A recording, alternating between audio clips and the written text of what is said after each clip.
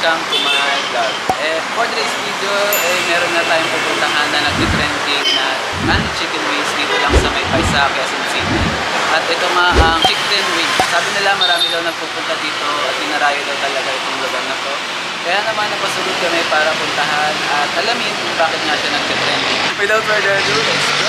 Ito ang chicken wings sa matatagpuan sa 101B Jojo Paisa, Quezon City. Tapat lamang siya ng Dali at 7-Eleven. At kung malayo naman kayo sa QC, don't worry guys dahil marami silang branches. Meron sila sa Pasig, Bulacan, Laguna, Candon, La Union, Valenzuela, Aparri, Lokban, Quezon, Mandaluyong, Caloocan, Tondo, Malabon, Ilocos, Robinsons Mall, San Nicolas at sa Congressional sa QC.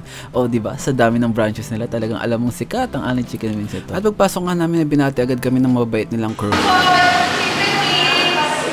Pagdating nga namin sa lugar ay wala pang tao dahil inagahan talaga namin dahil sabi nila dagsa daw ang tao pagsapit ng hapon hanggang gabi. Talaga namang mahihirapan ka makakuha ng table agad-agad.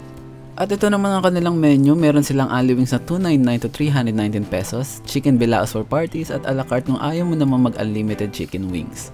At ito naman ang kanilang mga flavors ng chicken wings, sobrang daming choices but unfortunately hindi nga available ibang flavors nila nung pumunta kami.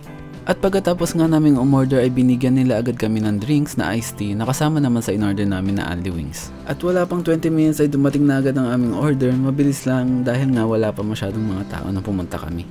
At tignan nyo naman, bawat piraso ng chicken ay talagang malalaki at bawat piraso ay balot na balot ng flavors at ito nga ang sinasabing hindi tinipid at hindi rin tinamad.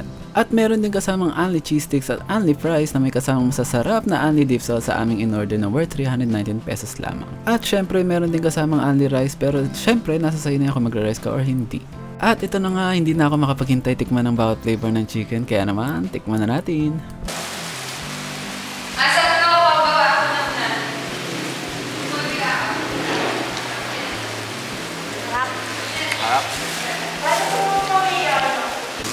Ito yung cheesy zinta.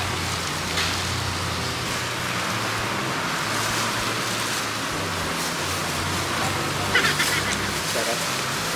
Parang ano? Parang chichiryo.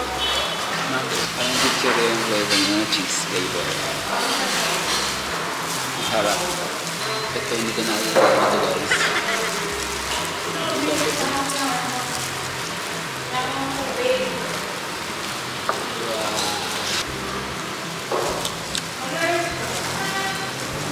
At sa mga hindi mahilig sa maanghang, don't worry guys dahil hindi overpowering ang pag-aanghang ng flavors nila. Kaya naman siguradong makakain nyo ito. Kaya namin yung cheese stick nila.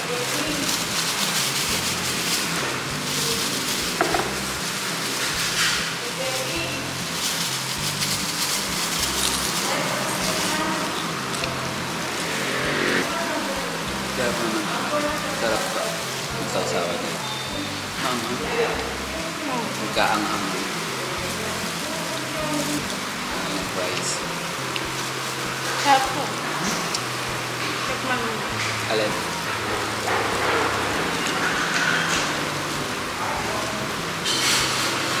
Garlic. Dulo pala ako. Sa unang order nga ay meron kayong 6 flavors na 6 pieces each flavors. Kaya naman unang batch pa lang ng order ay busog na kami at halos hindi na namin maubos. Dagdag pa itong french fries at cheese sticks na kailangan din namin ubusin. At kung hindi ka ganito kumain ng chicken ay wag mo na akong kausapin. Biro lang. Ito talaga ang simot hanggang buto. At maya-maya ngayon nagsimula na dumating ang mga tao. Tama nga ang sinabi nila, dagsa ang tao pagsapit ng hapon hanggang gabi. Kaya naman sa mga nagbabalak kumain dito ay pumunta na kayo ng maaga-aga. Kaya naman overall ay talagang nagustuhan ko dito sa chicken wings dahil bukod sa affordable na presyo ay talagang mabubusog ka na dito dahil sa generous amount na kanilang serving. Magmula sa naglalaki ang piraso ng chicken na talaga namang makikita mo na bawat piraso ay balot na balot ng flavors at talagang masasarap ang bawat flavors nila. Hanggang sa madaming serving ng cheese sticks and fries. At sa lahat nga na natikman kong flavors ng chicken nila ay ito talaga ang nag-standout sa akin. Ang cheesy nila. Dahil lasang-lasang mga pagka-cheese niya, alam mo yung chichirya na cheese flavor, ganon na ganon ang lasa niya. At sa mga nagbabalak nga na magtayo ng business dyan ay open din sila for franchise. I-message na lamang sila sa Facebook kung magkano at paano. So that's it guys. Tapos na kami kumain sa chicken wings. And masasabi kong masarap din talaga yung mga chicken. Malalaki yung mga chicken wings na hindi kagaya sa iba. And hindi hindi tinipid sa flavors. Talagang bawat chicken ay balot na balot ng flavors. Kaya naman pala siya dinarayo ng mga tao. Kaya kung mapadaan kayo dito sa QC sa May Baisa, bisitahin nyo itong chicken wings. And marirecommend ko siya sa inyo. So that's it guys, and see you again on my next vlog. Welcome to my party, we're just getting started. A life is a dream or a nightmare scarring. Hand me a drink cause I think I'm going